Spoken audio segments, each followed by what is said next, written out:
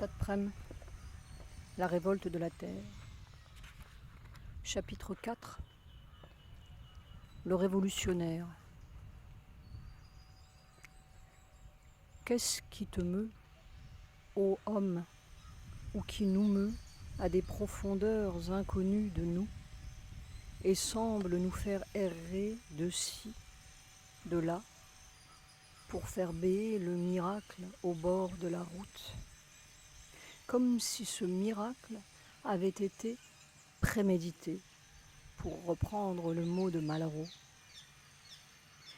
Et quel chemin avions-nous parcouru avant, autrefois, pour nous faire recroiser cette piste où tout semble se reconnaître, s'accorder, se renouer. Enfin, on y est, on part, on commence, après tant de pas futiles et de bêtises.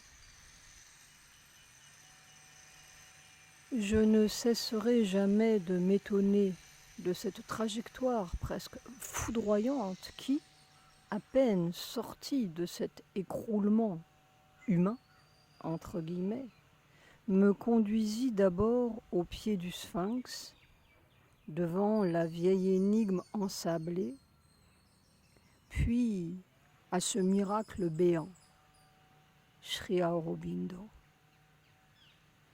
10 mois après cette agonie de typhique qui ne savait pas très bien s'il voulait vivre ni pourquoi, j'étais devant le destin même, la mort et la vie.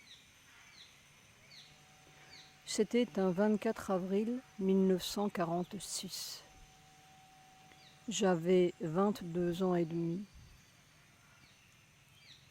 De Sri Aurobindo, je ne connaissais rien lorsque je suis arrivée au gouvernement de Pondichéry. Je savais seulement que c'était un révolutionnaire, qu'il avait été mis en prison par les Anglais et qu'il avait failli être pendu. Cela me le rendait immédiatement sympathique.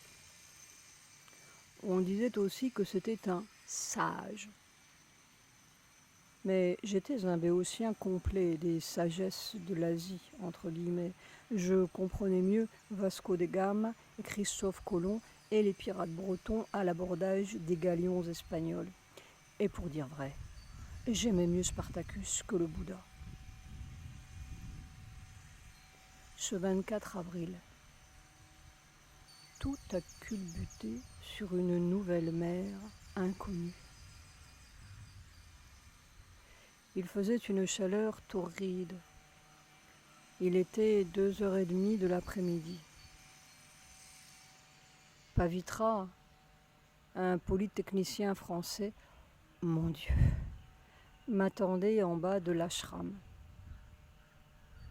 C'était un homme si fraternel et simple, avec je ne sais quelle lumière souriante dans les yeux. Il m'a fait grimper un petit escalier étroit où se pressait la file des disciples, puis un palier et cette chambre, complètement silencieuse. On pourrait presque dire solidement silencieuse, tendue de drap blanc. Au fond, il y avait 2 êtres assis. Un peu comme un automate, je me suis approchée. J'ai joint les mains à la manière indienne, comme on m'avait dit de le faire. Il y avait lui, presque écrasé de puissance immobile. Son visage avait une lumière bleue. J'ai cru que c'était les néons. Il m'a regardé.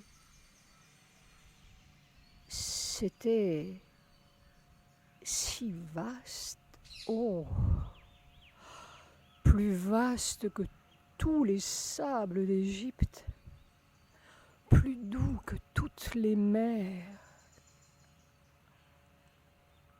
et tout a culbuté dans je ne sais quoi. 3 secondes. Puis mère, assise à sa droite, qui m'a fait un si grand sourire en tournant un peu le cou et le menton vers moi, comme si elle disait « Ah !» J'étais tout à fait stupéfait. 3 secondes. Je suis rentrée dans ma chambre au palais du gouvernement. Je me suis assise sur mon gigantesque lit qui datait peut-être de la Compagnie des Indes et je suis restée là sans comprendre.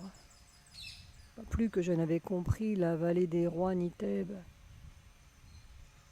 C'était un autre monde. Ça vibrait, comme quelque chose qui s'enfonce très loin, au-delà des horizons, et puis on ne sait plus rien.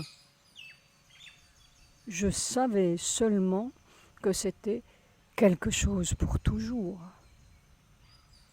3 secondes pour toujours.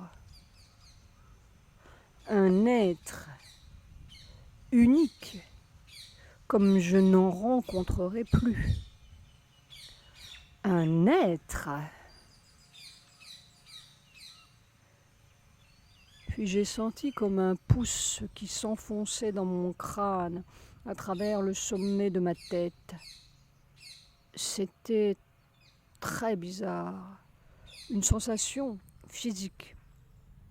C'était aussi très immobile, puissant, sans sens. Rien n'avait de sens. Et pourtant, je ne me suis jamais senti aussi vivant que ce jour-là.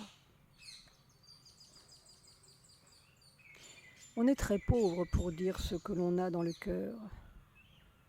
On est toujours obligé de se servir d'une sorte de truc circonvolué qui fait toutes sortes de détours. Quand donc parlera-t-on en musique ? J'étais tellement ébranlée, incompréhensiblement ébranlée, que je me suis jetée sur tout ce que je pouvais trouver de Sri Aurobindo dans mon mauvais anglais. Des opuscules, des lettres, des bouts d'articles, quelques conversations transcrites. Et tout de suite, je suis tombée sur un bout de phrase. 4 mots. L'homme est un être de transition. Cela a fait une sorte de révolution dans ma tête, dans mon cœur, dans ma vie. N'est-ce pas ? J'aurais pu ne jamais savoir que la Terre était ronde. J'aurais pu ne jamais savoir qu'elle tournait autour du Soleil, ni la pomme de Newton, ni tout le Bataclan scientifique et éclairé, que cela n'aurait rien changé à ma vie, essentiellement. J'aurais seulement navigué sur de plus jolis voiliers et des mers pas plus certaines. Mais que l'homme soit un être de transition, c'était une formidable nouvelle. On peut naviguer avec des portulans et un astrolabe, ou même le nez au vent, mais peut-on naviguer avec la mort dans le cœur ? Le cœur des hommes est plein de mort, et ils la sèment partout. Bien sûr, j'avais lu Lamarck, ou du moins ce que l'on en dit dans les bouquins de philo, et cela m'avait passionné. Mais je n'aurais jamais imaginé que cette espèce triomphante n'était qu'un chaînon, une sorte de babouin supérieur, et qu'on allait passer à autre chose. Cette autre chose, mon cœur criait pour la trouver, et pas dans les cieux, pas dans les Bibles d'un genre ou d'un autre, mais dans mon corps.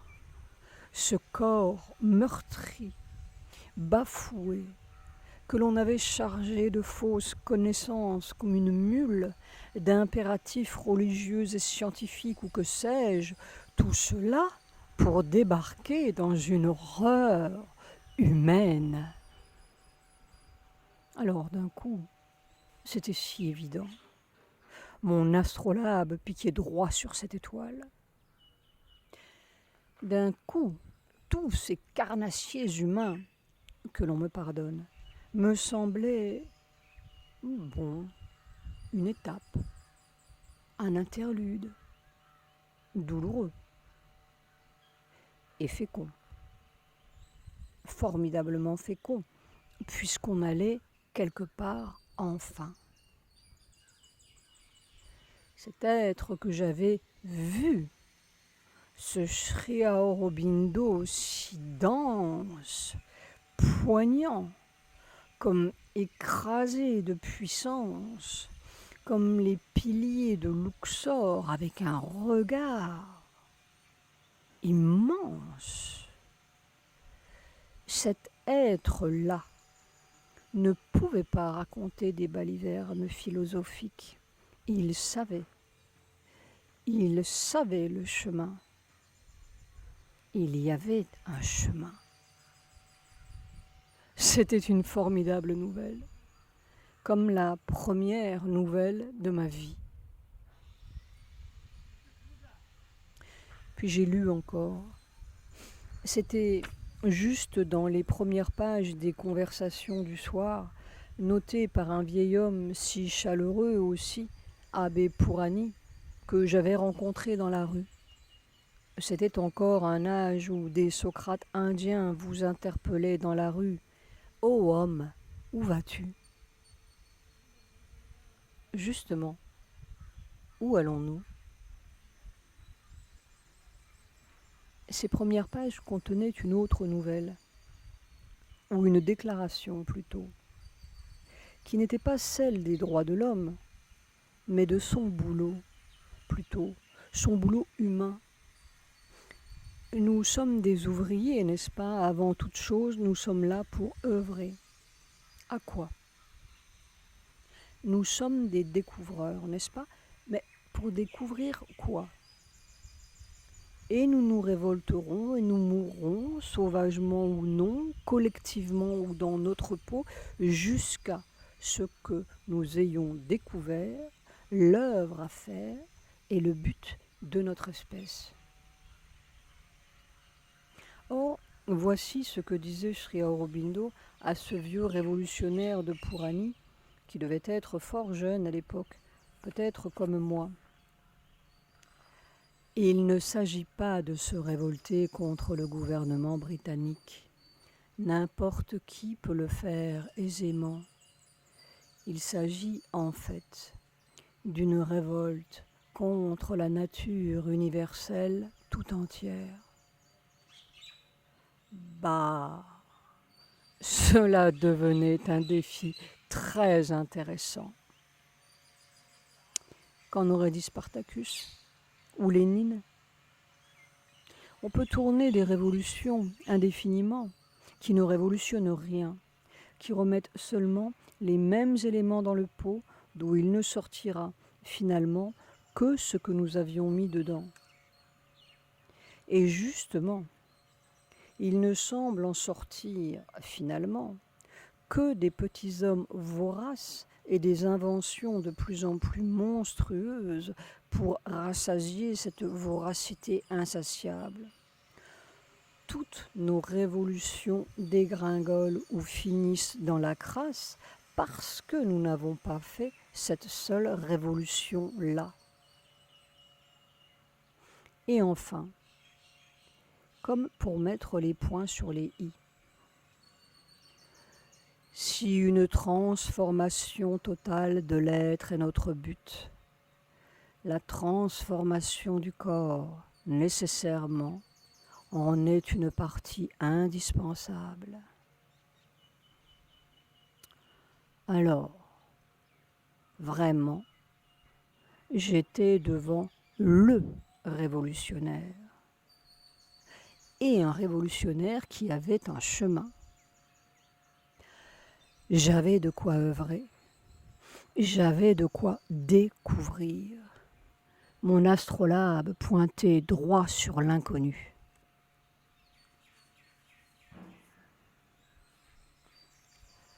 Chapitre 5. Elle. Pourtant, je n'étais pas prêt encore. Le coup de sirène a déchiré la nuit et puis on erre sur le port. J'ai tant erré. Mais cela faisait partie d'un feu qui grandissait. Il faut peut-être arriver au point où l'amarre cache toutes les amarres.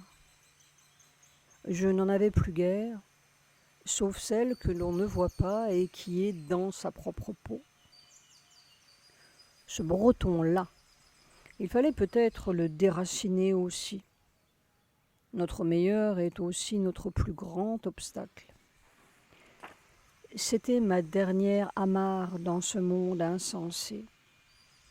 La mer, les mouettes, la petite crique ensoleillée où le ressac vient ressasser l'infini et se briser sur un rocher au petit lichen orange. Ce rocher-là. Et puis brutalement, ce jour de décembre 1950, où mon frère m'apportait dans ma chambre à Paris le journal Combat. Sri Aurobindo est parti. Il est parti. Oh, cet effondrement, ce cri dans mon cœur, il est parti. Cet être-là. Mais c'était toute la terre qui avait mal dans mon cœur. C'était toute la terre qui était pauvre, déguenillée, privée de son sens. Sri Aurobindo.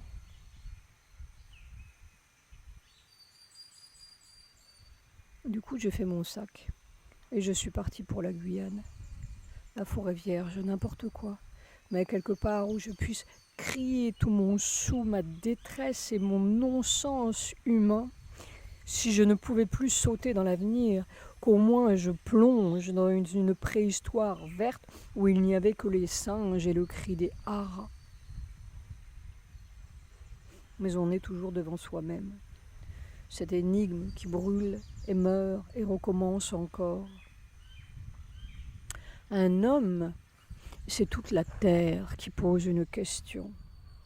C'est son destin d'après les singes.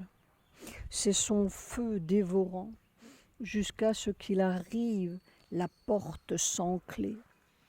Ce bout-là, cet ultime mur où il faut trouver ou mourir. L'individu, c'est toute l'espèce. Il n'y a pas deux choses. Étais-je descendu si profond dans cette horreur humaine pour dire simplement « flûte, je m'en vais ». Il fallait crever le trou, voir ce qu'il y avait au fond, de l'autre côté du fond. Oui, prendre le glaive du trace, mais pour transpercer nul oppresseur. Les oppresseurs sont partout. Il y aurait tout à tuer peut-être. Et il n'y avait pas de haine dans mon cœur. Il y avait une sorte de compréhension de tout et de compassion de tout, comme seule la peine et le dénuement peuvent vous en donner. Oui, trouver la sortie de ce camp de concentration humain, la racine du malheur, la fin de cette oppression radicale qui nous jette les uns sur les autres et nous jette sur toutes les espèces comme une proie, et sur toute la terre comme une fille de la rue à violer, posséder et prostituer de toutes les façons pour nos gains d'un moment. Pendant 2 ans, j'ai grondé, erré, usé ma peine, avec quelquefois de grandes joies de sauvage. Puis j'ai bouclé mon sac de la révolte. Il y avait encore mer, là-bas, que je ne comprenais pas du tout. J'ai surmonté mon aversion congénitale pour toutes les communautés, les ashrams, les lieux fermés et détenteurs de la vérité, entre guillemets, et je suis reparti pour l'Inde. J'avais 30 ans. Il y avait, elle, ce mystère. Les ashrams et leurs histoires ne m'ont jamais intéressée. Mais elle, ce danger pour moi, je me suis approché d'elle comme on s'approche des bancs de taille-fer, frangés d'écume et bouillonnants, et si beau. Ce péril irrésistible. J'allais couler là-dedans, fendre ma quille. Et je le désirais, et je le craignais, et j'ai toujours aimé la mer.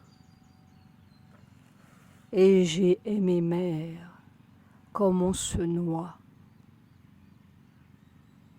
Oh, j'ai lutté. Je disais non et je disais oui. Je voulais savoir. Elle a fait couler toutes mes vieilles compréhensions dans un inconnu sidérant.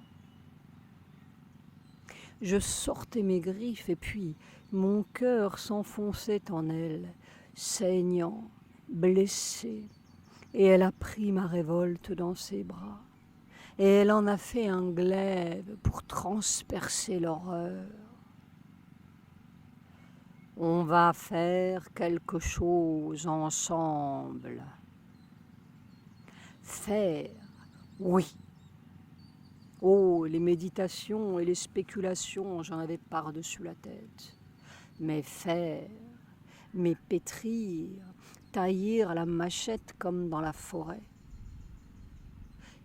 Et il faut d'abord tailler en soi. C'est difficile, c'est douloureux de trouver l'ennemi dans sa propre peau, d'abord. Je n'allais plus cesser de trouver l'ennemi, toujours plus dense, toujours plus cruel et inexorable, parce que s'enfuir sur les hauteurs, c'est très bien, c'est joli, mais descendre, là, passer les premiers centimètres, on ne rencontre plus son atavisme, on rencontre toute la terre. Il n'y a pas 36 hommes, il y en a un seul. Il n'y a pas 36 ennemis, il y en a un seul. Et il n'y a qu'une victoire sur la mort.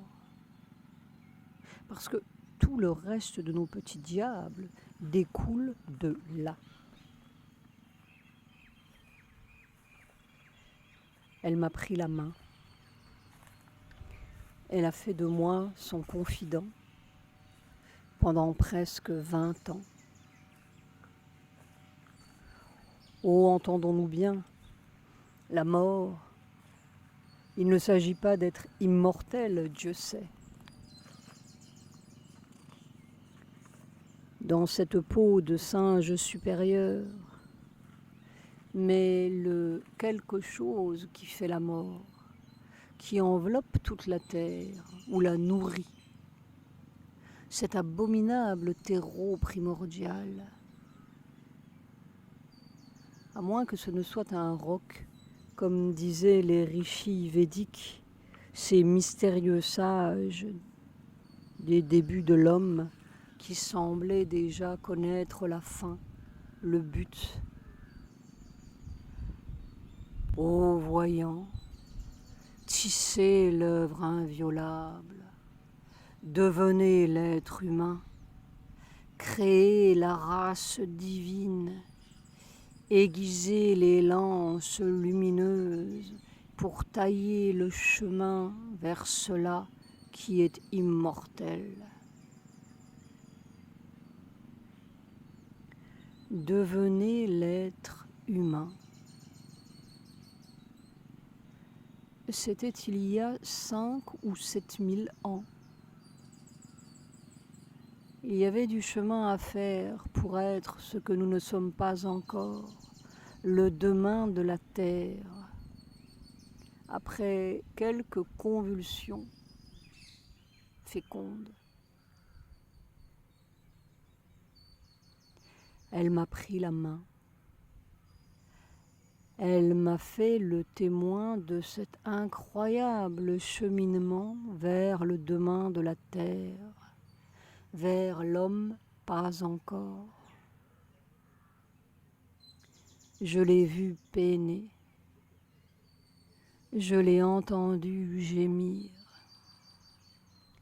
j'ai écouté ses cris, parfois ses désespoirs, ses expériences un peu vertigineuses, et puis son sourire, toujours, tant qu'elle a pu, jusqu'au bout, elle a voulu.